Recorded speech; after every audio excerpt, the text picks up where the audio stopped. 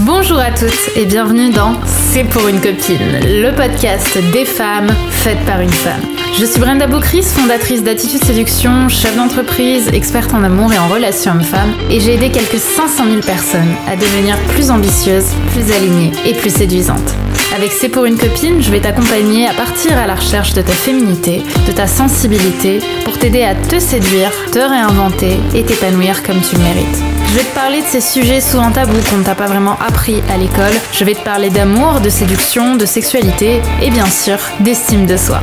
Alors que tu sois confortablement assise dans ton canapé, en train de courir un Starbucks à la main ou encore dans ton métro quotidien, je t'invite à oublier le monde pendant quelques minutes et on se lance dans l'épisode du jour.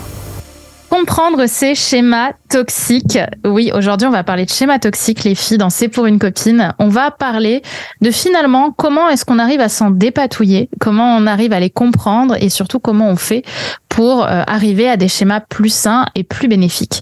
Donc, j'espère que vous allez bien, les filles. Et pour ça, je vais proposer à une de mes compères, une femme d'exception, une femme qui a suivi l'école Femmes d'Exception, et j'ai trouvé que c'était très juste pour moi de vous apporter sa propre valeur aussi, d'apporter comment est-ce qu'elle a réussi à sortir de ces schémas toxiques. Donc, je vous prie d'accueillir avec un tonnerre d'applaudissements Anastasia, qui est avec nous aujourd'hui sous un nom d'emprunt, mais qui va nous partager justement son histoire et comment elle a fait pour se dépatouiller d'un schéma toxique, parce que quand je l'ai connue, elle galérait avec les mecs, elle souffrait justement de ces relations amoureuses qu'elle estimait stériles, pour reprendre ses termes, et aujourd'hui où elle est épanouie dans une relation épanouissante. Donc salut Anna, j'espère que tu vas bien. Yes. Je t'en prie, présente-toi peut-être pour toutes les filles qui meurent d'envie d'avoir tes astuces secrètes pour savoir comment tu es sortie de ces schémas toxiques. Yes, merci Brenda, merci à toi de m'accueillir dans cet événement podcast C'est pour une copine. Donc effectivement, je me souviens de nous quand j'ai fait le premier call avec toi, appel découverte. Ouais. C'était une belle épopée, je trouve. C'est vrai. Ouais, en fait, c'était une période un peu délicate à cette époque-là, mais avant tout, je vais peut-être me présenter. Donc voilà, je suis Anastasia, donc nom d'emprunt. Je suis une nana du sud de la France et j'ai plusieurs métiers dans ma vie. Je suis à la fois conférencière, intervenante dans plusieurs universités, et j'ai des boulots assez qui me prennent pas mal de temps, mais qui du coup sont des passions. Donc ça, c'est chouette.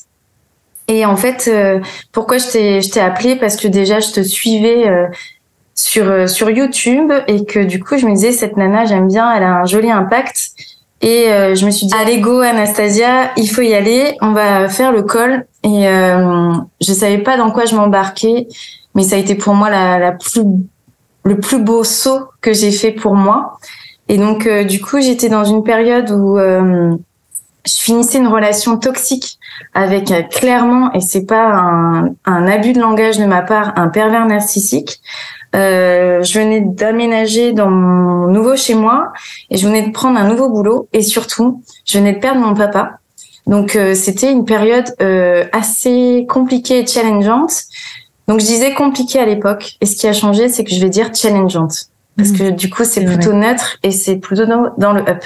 Ça va ça va vers le beau, vers le bien, en effet. Parce que c'est vrai que je trouve que tu représentes assez bien le type de femme, en fait, qui se retrouve dans mon travail et même qui travaille parfois avec moi quand c'est le cas. C'est-à-dire que professionnellement, t'étais vraiment dans l'ambition, t'es une femme ambitieuse, performante. Je pense que c'est vraiment le terme. Tu sais où tu vas. Et c'était toujours, en fait, personnellement que ça pêchait. C'était personnellement que t'avais des moments plus douteux, plus difficiles, où tu te posais des questions. Et je trouve ça justement assez beau, parce que justement ce qui fait notre force, et là vraiment les filles, c'est de la pépite ce que je vous dis là, ce qui fait notre force dans le monde professionnel, surtout en tant que femme, c'est-à-dire notre performance, notre intellectualisation des choses, notre manière de passer à l'action, c'est souvent quelque chose qui devient un poids, ou justement qui est mal utilisé dans notre vie personnelle, professionnelle et plus spécifiquement dans notre vie amoureuse. En fait, ce qui est mis au service de la performance est souvent desservi par toute notre manière de nous incarner et d'être des femmes attirantes, séduisantes pour qui on est et pas seulement pour ce qu'on représente au niveau professionnel ou performance. Et justement, le thème de ce podcast, c'est les schémas toxiques, justement. Pour toi, c'était quoi par rapport à ce qu'on vient de dire, ton schéma toxique de base? Est-ce que tu te retrouves déjà dans ce que j'ai dit là? Et pour toi, c'était quoi ce schéma toxique que tu vivais? Alors, en fait, mon schéma toxique, c'était pour moi, mon travail principal me représentait. Donc, ce que tu viens de dire, je suis pour la plupart des nanas qui vont nous écouter, on est dans des changements totaux de prise de posture. Et souvent, la femme jolie, un peu femme fatale ou qui a des attributs, va être mal considérée et donc on va mettre de côté nos attributs et notre féminité. Donc en fait, moi, du coup, j'étais vraiment dans l'histoire de la performance et de la petite fille modèle. Donc on en a souvent parlé, toi et moi, lors des appels bilans. Ouais, la bonne élève, où tout devait être parfait, où tout devait être au top. Et du coup, je laissais peu de place à la vulnérabilité, à ce côté un peu non à gérer, parce que j'étais énormément sur le contrôle, dans le contrôle. Tout devait être carré, etc. Et donc du coup, en fait, ça se répercutait aussi dans ma vie familiale, auprès de ma famille, de ma mère, de ma grand-mère à l'époque, et auprès aussi de mes amis, parce que en fait, les relations amicales sont aussi des relations amoureuses sans intimité, on va dire. Et donc du coup, en fait, j'étais trop dans la performance à être et je me mettais une pression de malade, en fait. Je me mettais une pression de malade et je laissais pas l'espace à l'autre. Et il y a eu, en fait, un événement suite à tout le travail que l'on a fait, donc au tout début, quand on a commencé le FE en 2022, où au travail, je me suis retrouvée dans une situation où on m'a fait un compliment. Donc mon patron m'a fait un compliment devant toute une assemblée et j'étais toute rouge et j'étais très mal à l'aise. Et après, j'ai eu un bouquet de fleurs. Enfin, donc j'étais mince, qu'est-ce qui se passe? Et donc, du coup, j'en ai parlé avec toi. J'en ai parlé aussi aux filles de l'EFE et j'en ai parlé au kinésiologue parce que je suis suivie aussi en thérapie par un kinésiologue. Et donc, du coup, j'ai appris que je ne savais pas accepter les cadeaux. Et du coup, parce que c'est non contrôlé. Et j'ai appris petit à petit à laisser la place et l'espace aux autres qui partagent ma vie, que ça soit au niveau pro, perso, dans l'école, de me proposer des choses. Et donc, du coup, d'être plus dans l'abondance. Et ça, c'est un des cours qu'on a appris ensemble, qu'on a eu ensemble à l'EFE, d'être dans l'abondance. Et justement, en fait, tout cela découle sur... parce que petit à petit, quand tu commences à bosser sur toi, t'as plein de pièces de puzzle qui arrivent et t'es là, waouh, ok. Et donc, j'ai travaillé sur être drivée par l'amour plutôt que la peur. Ouais, ça c'est mon... Et en fait, pour moi, du coup, la performance, c'est un excès de non-confiance en la vie et aux autres aussi. Et tu te dis, moi, je suis le best, je suis la meilleure, ça va être comme si, c'est pas autrement. Et donc, du coup, t'as un peu un bourreau, entre guillemets, avec toi-même et avec les autres. Et donc, du coup, c'est ce que j'ai vachement appris pendant les cours, avec les autres personnes aussi de l'EFE. Et ça a été vraiment l'une des premières déconstructions de ces schémas toxiques parce que ça devenait horrible pour moi à gérer. Complètement. Je trouve que là-dessus, tu as tellement évolué. En fait, ce qui se passe, parce que je pense que je vais essayer de généraliser pour que ça parle à tout le monde, c'est que quand on est justement dans cette performance que tu avais au boulot, en fait, c'est que malgré nous, on s'en rend pas compte, mais on cherche à devenir des hommes. Parce qu'on nous a appris dans l'inconscient collectif, et franchement, je veux pas faire du faux féminisme à deux balles, c'est vraiment quelque chose que j'ai remarqué. En fait, on nous a tellement appris que réussir, c'est réussir comme un homme. On nous a tellement appris que la performance, c'est une histoire d'homme, que on sait que notre force est intellectuelle. Enfin, en tout cas, on essaie de complètement mettre l'intellect et l'énergie masculine au premier plan parce qu'on pense que c'est ce qui va nous faire réussir dans la vie. Et c'est vrai que l'énergie masculine, elle permet de réussir une partie de sa vie, notamment sa vie professionnelle par les actions qu'on met en place. Mais le souci, c'est que très vite, en fait, on se rend pas compte qu'inconsciemment, on essaie de devenir un homme. On se place comme un un homme dans notre business, dans notre vie professionnelle aussi, et malheureusement aussi dans notre vie amoureuse. C'est pour ça que ça t'a étonné quand t'as reçu le bouquet de fleurs ou qu'on t'a fait un compliment, parce que c'est vrai que c'est plus rare de faire un compliment ou un bouquet de fleurs pour un homme. Donc ça t'a déstabilisé parce que on t'a touché sur quelque chose que tu essayais de cacher malgré toi. Même si physiquement tu es féminine, tu t'habilles comme une femme féminine, et c'est le cas de la plupart des femmes, hein, parce que on sait que pour être performante, on doit incarner cette féminité aussi de manière physique. Donc on va mettre des robes, du maquillage, on va se lisser les cheveux, bref, tout un tas de choses qui sont sur le coup superficielles, mais qui nous permettent d'incarner la puissance à notre féminin, sauf qu'on passe par le masculin. Et le souci, c'est que dans notre vie amoureuse, on refait ça. En fait, de la même manière qu'on cherche problème-solution dans notre vie professionnelle et qui fait qu'on réussit et qu'on performe, on fait une déformation professionnelle qui fait qu'on va chercher à faire problème-solution dans notre vie amoureuse. On va être trop force de proposition dans notre vie amoureuse. Et en fait, on se rend pas compte, et ça j'en avais beaucoup parlé avec toi, qu'en fait notre objectif c'est d'être en couple plus que la personne en elle-même. En fait, on va utiliser l'autre comme un moyen d'accéder à ce qu'on veut, c'est-à-dire le couple et la sécurité affective qui va avec. Et donc on va voir l'homme malgré nous de manière inconsciente, parce qu'évidemment qu'on est des femmes bienveillantes, comme un moyen pour arriver à ce couple. Et du coup, l'autre n'est pas complètement reconnu pour qui il est. Il voit bien qu'il est au service de notre performance. Et donc, c'est pour ça que ça marche pas et que l'inconscient de l'autre le pousse en fait à fuir. Est-ce que tu te retrouves là-dedans? Est-ce que tu es passé par ce schéma-là, toi aussi, qui est assez toxique, hein? Carrément. Et en fait, c'est vraiment toi, parce que je t'assure, et c'est pas pour valoriser quoi que ce soit, mais c'est vraiment sincère et ça vient du cœur. Honnêtement, t'es la seule personne à nous l'avoir dit, à nous l'avoir fait reconnaître. Et en fait, malgré tous les livres et toutes les conférences que je peux suivre depuis plusieurs années, c'est à partir du moment où tu en prends conscience que tu es dans ce schéma-là. Après aussi, pour notre gouverne, et on est beaucoup poussé dans notre société, voilà, à partir de 30 ans, il faut être en couple, il faut être marié, avoir 2 enfants, etc. Mais je t'assure qu'à partir du moment où tu prends conscience de ça, c'est hallucinant. Moi, c'est vraiment le cheminement que j'ai fait à travers l'école. J'ai eu quelques dates, quelques petites relations. Et à partir du moment où j'ai lâché, c'était au mois de février, je fais, de toute façon, je suis le gâteau. Ça aussi, tu nous l'as appris. En fait, qu'il est nécessaire d'être soi-même le gâteau. Moi, je vais dire l'eau ou l'eau pétillante, et l'autre va être le sirop, ou l'autre va être la cerise, en fait, sur le gâteau. Il faut être déjà complète, véritablement, être en amour, en estime et en confiance en soi. C'est ce que tu nous as aussi appris, et de bien faire la différence, pour incarner et être aligné et vibrer autre chose que cette peur sociétale ou cette peur inconsciente ou cette peur aussi de notre horloge biologique de finir seul. Et donc, du coup, il faut un couple à tout prix.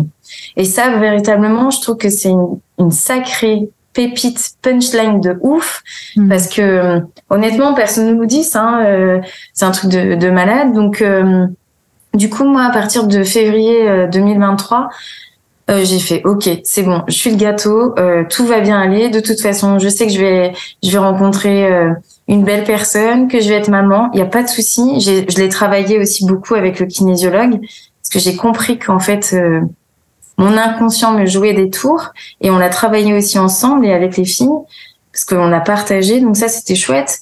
Et à partir de là, il y a cette histoire qui commence, qui est arrivée. Donc on est aux prémices, et c'est chouette parce que je suis pleinement OK, en fait. J'ai pas cherché, en fait. Elle est arrivée, et souvent les phrases qu'on te dit, ça t'arrivera quand tu t'y attendras le moins. Et bien effectivement, parce que à chaque soirée, avant de faire cette prise de conscience véritable là, totale, dès que je voyais un gars arriver dans une pièce, je disais putain, c'est lui. Ouais, de ouf, je la connais très bien, ce truc. Et merci de l'assumer. Parce que il y a plein de femmes qui ont ça, mais qui se disent purée, je dois être la seule à penser comme ça, c'est pas normal. Ouais. Alors que si, il y a plein de femmes qui se disent wow, maybe that's the one, ça y est, je l'ai trouvé, il est beau, il est gentil. Ça fait 20 minutes que je le connais. Ouais. Donc c'est cool ça, de prendre conscience de tout cela. Et puis en fait, là dans le début de cette histoire, qui font les moments. et n'étant pas dans la projection aussi de l'histoire qu'on se raconte.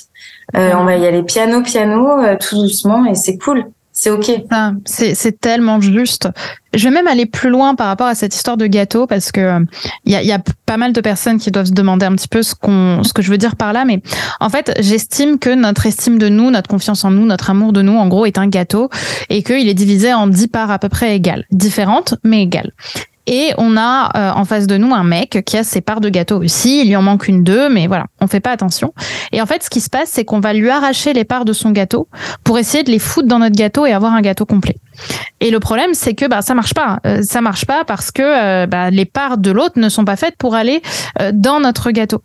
Et le problème, c'est que l'autre, du coup, ne se sent pas respecté. Il a l'impression qu'on lui prend son énergie, de la même manière qu'on essaie d'avoir un homme pour nous sauver, pour nous sortir de notre célibat, comme un moyen. En fait, l'autre ne sera jamais un moyen pour nous, c'est un moyen pour lui, et nous sommes un moyen pour nous.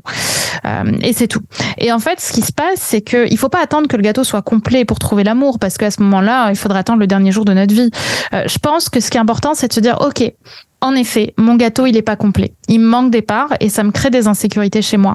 Mais par contre, ce que je vais faire, c'est que je vais demander à l'autre de m'expliquer comment on cuisine ses parts de gâteau. Tu vois, en fait, j'ai à ma disposition, sans le voir, du beurre, de la farine, qui sont des expériences de vie, de l'amour de soi, de l'entourage, etc. J'ai tout ça à ma disposition. Comment je l'utilise pour cuisiner les parts de gâteau qui me restent à faire. Et donc, je demande à l'autre, en fait, de m'aider à cuisiner, de lui demander son secret, à la limite, pour m'aider à cuisiner. Mais je vais pas lui arracher ce qui lui appartient. Ok, et je le laisse en fait choisir de m'aider ou pas. Je lui force pas en fait à m'aider. Et c'est ce qui fait en fait qu'une relation fonctionne. À aucun moment une relation commence parfaitement. À aucun moment on se place face à quelqu'un qui est parfait et dont on est parfait. On peut être prêt, mais il y aura toujours des challenges dans une relation de couple. Ou alors on est à un niveau de déni du futur et souvent d'ailleurs ces gens-là pensent aller très bien et c'est très bien. Mais en tout cas c'est pas les personnes que j'accompagne. Et du coup, ce qui est vraiment important là-dessus, c'est justement en fait de choisir l'autre et de lui demander de l'aide, mais pas de l'utiliser sans qu'il en ait conscience, parce que s'il en a pas conscience, son inconscient lui par contre le sent très bien, parce que nos inconscients communiquent, comme je le dis souvent. Et je pense que c'est l'un des premiers points, c'est sortir de ça, sortir de ce schéma de la bonne élève. Et je pense qu'en fait, tu vois, je devais appeler ce podcast sortir de comprendre ces schémas toxiques, mais je pense que je vais l'appeler comprendre ces schémas toxiques quand on est une femme qui réussit, parce que c'est surtout ça, et c'est surtout la cible des personnes que je vise, des femmes que je vise. C'est surtout ça. C'est purée, quel est mon problème, quoi, tu vois. Et je pense qu'en fait, c'est quand on comprend qu'en effet, même si sur le papier on a tout pour aller bien et que tout se passe bien et que on a tout pour être parfaite. En fait, c'est ce problème d'intention d'être parfaite qui nous pose souci et qui nous handicape, parce que la vie n'est pas parfaite, notre être n'est pas parfait, et c'est ce qui fait sa perfection. En fait, quand tu cherches, et c'est Franck Lobvé qui m'a dit cette phrase que je trouve incroyable, quand tu cherches à supprimer ce qu'il y a de moche en toi, tu cherches à supprimer ce qu'il y a de beau en toi. Quand tu veux enlever une partie de toi que tu estimes imparfaite, tu vas enlever la partie de toi qui est déjà parfaite, parce que tout en nous est déjà juste et est déjà suffisant. Et je pense que c'est le jour où tu as compris ça, Anastasia, et le jour où toutes les autres filles de l'EFE ont compris ça, qu'elles se sont mises en couple. Tu vois, et où le couple a réussi pour elle, et où aujourd'hui, on est passé d'un premier call au téléphone diagnostic, qui était un appel où je ne comprends pas ce qui se passe avec ma vie amoureuse, j'y arrive pas, à chaque fois j'y crois, ça marche pas, j'ai pourtant tout pour plaire, je veux dire, j'ai pas un gros bouton au milieu de la figure, et j'ai pas du tout le stéréotype de la femme désespérée, et pourtant au fond de moi, je comprends pas, est-ce que j'ai une malédiction au-dessus de la tête, quoi, tu vois, pour qu'à chaque fois ça se foire. Et on est passé de ça dans cet appel diagnostic à un appel diagnostic final de ça y est, je suis en couple. On en a même une qui me dit je ne sais pas qui choisir tellement j'ai de la demande. Je crois que tu sais de qui je parle. Oui. On a des personnes qui nous disent qu'elles ont réussi leur vie professionnelle, enfin qu'elles ont lancé un projet pro. On a des femmes on a même 2 filles dans l'école qui vont se marier cette année potentiellement. Donc c'est quand même très beau. Voilà, on est tous à des niveaux où quand on ne sait plus quoi faire, il est temps d'apprendre à être. Et apprendre à être, ça demande un travail beaucoup plus challengeant qu'un plan d'action que, en tant que femme qui réussit, on adore cocher. Donc, c'est clair. Voilà. Et en fait, c'est un des cours que tu nous as fait aussi, la différence entre le être et le avoir. Oui. Ça, on l'entend en philosophie. L'être et le faire, ouais. Ouais, l'être et le faire. Donc, le faire dans cette idée de performance. Et c'est ça, hein, vraiment. Ouais, bien sûr, c'est ça. C'est ça. Vas-y. Et donc, du coup, en fait, parce que on est vraiment dans ce truc d'y aller tout le temps, de foncer, d'être à fond. Et en fait, tu te dis, purée, mais mince, qu'est-ce qui se passe? Mais pourtant, il y a plein de choses qui vont pas. Et je t'assure, c'est un truc de ouf. À partir du moment où tu prends conscience de toutes tes zones de vulnérabilité, de zones d'ombre, de cette enfin, c'est pas unique, c'est pas que blanc, c'est pas que noir, etc. C'est aussi l'ensemble d'un patchwork de tes zones d'ombre et tes zones de lumière qui, en fait, du coup, tu te dis, waouh, tout le chemin que tu as parcouru. Et ce que j'ai beaucoup apprécié aussi, parce que quand on fait les rencontres dans l'école, donc la première rencontre, je m'en souviendrai toute ma vie, partir à Paris, pas savoir qui je vais rencontrer, c'est vrai. être complètement comme une petite fille à te voir et tout en vrai. Et en fait, tu nous as fait des travaux de visualisation. Oui, c'est vrai. Et en fait, ce qui est beau aussi, c'est pour avoir déjà eu fait pas mal de choses comme ça sur la visualisation, l'hypnose ou la PNL ou quoi. En fait, c'est ok, notre petite fille, elle a le droit d'exister. Tout ce qu'on a fait, tous les travaux, les outils que tu as utilisés, en fait, on recolle les morceaux de notre être intérieur et ça, c'est plutôt chouette. Parce que ça, en fait, en tout cas de ma propre expérience, hein, je ne fais pas une généralité, de ce que moi j'ai pu vivre, on va plutôt enfermer ou enterrer la petite fille qui n'arrête pas de toquer à ta porte et de par les émotions, donc la colère, la tristesse, des choses comme ça, elle veut s'exprimer. Et donc du coup là, on la prend par la main et on lui dit viens. Et donc on a fait des trucs mais énormes où en fait tu vis toujours sur la même musique, ce cheminement de toi en fait. Et de la reconnaître et de lui dire ok, je merci pour tout ce que tu m'apportes et on y va ensemble. Et ça, honnêtement, ça fait depuis l'âge de 15 ans que je fais des travaux sur moi et ça, je l'avais jamais eu fait et de le faire avec d'autres nanas et d'être en groupe aussi parce qu'il y a beaucoup de choses qui passent par les yeux et honnêtement, tu ressors de là mais t'es pas seule en fait, tu n'es plus seule. Et il y a cet esprit de sororité, j'aime bien. Ouais, je sais que t'aimes bien ce terme. Ouais. Qui est juste génial. Et du coup, ça nous apporte une pêche de ouf. Et c'est ok. Et quand on tombe un petit peu dans cet excès de yang ou de performance dans nos métiers respectifs avec les autres nanas, en fait, on est là juste à se dire, mais non, mais c'est ok, tu vas réussir. Sois toi et on s'encourage toutes. Et ça, c'est vraiment génial. Et un autre truc qui m'a permis de sortir de mes schémas toxiques, c'est que toutes ces phrases punchline que tu nous donnes, Brenda, c'est vos challenges d'aujourd'hui sont vos standards de demain. Je sais que tu l'aimes beaucoup cette phrase. Ah ouais, carrément. Mais parce que en fait, c'est à partir du moment où tu oses, où tu fais, mais des choses pour toi, hein, pas faire parce que tu veux être aimé aussi. Ça, tu nous l'as appris. En fait, t'as pas besoin d'être aimé. Et c'est ok si tu n'es pas aimé. Et ça, c'est rien cette phrase, mais je vous assure. Tu la comprends. Quand tu l'incarnes vraiment. Parce que comme je dis, il y a mais nous, je te l'ai dit, le pro, c'est l'intellect. Donc, on va tout comprendre. Par contre, pour incarner quelque chose, tu vois, c'est le piège, parce que je sais que tu faisais beaucoup ça aussi. À un moment, je t'ai même dit, je te conseille d'arrêter. C'est plein de podcasts, plein de livres, plein de machins. En fait, on a un niveau de connaissance qui est incroyable, mais en réalité, c'est un immense mode défense, c'est un énorme mécanisme de défense pour pas aller vraiment dans le fond. Et le fond, c'est pas de l'apprentissage théorique, c'est pas de la connaissance. Je veux dire, les connaissances, on les a. J'ai la phrase de Chloé qui me revient, de Chloé Bloom, c'est la vie suffit. En fait, tu es assez pour qui tu es. En fait, tu n'as pas besoin d'être plus que ça. Mais par contre, on t'apprend à laisser ressortir qui tu es et à intégrer, implémenter profondément ces phrases pour qu'elles n'aient plus d'importance et qu'elles soient juste en fait ancrées dans ton quotidien. Donc je te remercie vraiment Anna pour ce partage. Écoute, tu le sais, on arrive à la dernière semaine d'inscription pour rejoindre l'école Femmes d'Exception, pour rejoindre la nouvelle promo qui va être justement tout ce chemin, tout cet accompagnement que tu as fait déjà toi de ton côté aussi.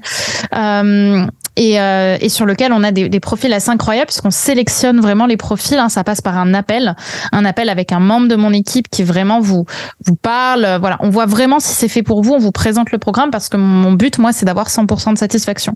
On refuse des personnes, faut le savoir. On les redirige, mais on refuse si on estime qu'on peut pas accompagner. La dernière question que j'aimerais te poser, c'est toi, voilà, si en quelques phrases à peine, tu pouvais dire à qui tu conseilles l'école et est-ce que tu la conseilles, même si j'ai le sentiment que c'est le cas. Voilà, je te laisse vraiment carte blanche. Qu'est-ce que tu dirais pour clôturer et peut-être pour partager pour toutes les filles qui se disent je me suis reconnue dans son profil, mais bon, je sais pas quoi. C'est encore un programme, tu vois. C'est encore un truc, encore un machin. Qu'est-ce qui fait la différence pour toi, vraiment? En fait, tu l'as dit un peu, Brenda, et je te remercie parce que effectivement, quand on est des nanas qui intellectualisent beaucoup, du coup, on est sur le cerveau en fait à fond et on étudie aussi beaucoup les neurosciences grâce à toi et dans ton école. Mais et donc du coup, en fait, on n'apprend jamais, never. Ne donne pas de table de multiplication à apprendre par cœur, ouais. Non, mais c'est cool parce que en fait, honnêtement, cette école, moi, je suis fan, je suis vraiment contente de moi de l'avoir fait, d'avoir rencontré des pépites et qui sont devenues des amies. Il y a une nana qui est devenue comme une sœur pour moi, donc c'est hyper chouette, quoi. On est parti en Sicile l'année dernière et voilà, on se voit souvent. Il y a plein de nanas, on se voit souvent. On organise nos vacances ensemble, mais ça c'est top. En fait, qu'est-ce que je dirais, il y a le présentiel aussi qui aide beaucoup. Le fait qu'il y ait 3 rencontres en présentiel au milieu de tout ça. Les groupes en fait sur des réseaux sociaux et puis après on s'entraide. Enfin voilà. Moi, ce que je dirais à une nana qui hésite et qui sait pas trop, honnêtement, notre temps est limité. C'est vraiment personne qui m'a appris et pour autant j'en ai des bouquins. Tu vois, j'en ai énormément. Je suis énormément de personnes. Tu apportes une plus-value parce que tu vas faire venir des personnes selon aussi ton programme, mais aussi selon les demandes de l'école. Tu es vraiment très à l'écoute. Tu as fait venir plein de coachs, d'accompagnants, de thérapeutes, de psychologues. Enfin, c'est juste dingue. Tu n'as jamais ça. Donc, en fait, c'est un condensé de plusieurs podcasts qu'on peut écouter. Même, ça nous permet de découvrir plein de personnes qui sont dans l'entrepreneuriat, dans les finances, dans plein de choses, en fait, à la fois sur le dev perso et intérieur. Le dev est intérieur parce que dev perso, non. Mais du coup, en fait, c'est un condensé de tout cela et c'est bouleversant. Faut être prête aussi de se donner ce temps pour soi, parce que c'est un investissement tant financier que personnel. Il est clair que faut se donner du temps. Mais moi, tu connais mon agenda. Ouais. Je pense que j'étais l'une des élèves les plus assidues de l'école et pourtant t'as un agenda bien rempli, quoi. Tu as des vrais, t'as un vrai parce que temps. En fait, c'est juste kiffant de se donner ce temps-là pour soi. Et c'est des petits cadeaux qu'on se donne et c'est aller creuser notre intérieur, nos blessures, se responsabiliser et arrêter de se victimiser. Ouais, mais moi, j'ai pas eu. Moi, clairement, j'aurais pu dire, je n'ai pas eu de père. Et voilà, ma vie s'est arrêtée. Non, et j'ai perdu mon père. Enfin, du coup, je suis allée plus loin et j'ai essayé vraiment d'être dans une phase d'expansion. Et c'est une épiphanie. On vit plein d'épiphanies et de feux d'artifice en soi. Des fois c'est cool, mais des fois ça grince. On a des phases internes qui sont pas simples, mais on apprend aussi dans l'école de ne plus être dans la résistance, aussi d'être vraiment dans cet accueil, dans cette abondance. Et tu as cité aussi Frank Lobvet, c'est aussi qu'on est les deux parties d'une pièce. On a nos parties d'ombre et de lumière, mais c'est OK, en fait. Et juste cette phrase, c'est OK, mais purée, qu'est-ce que ça m'aide quand justement ton cerveau il essaie de chercher des réponses à toutes les questions. Ben ok, c'est ok. En fait, moi ce que j'ai beaucoup appris, c'est également le lâcher prise. Ouais. Énormément.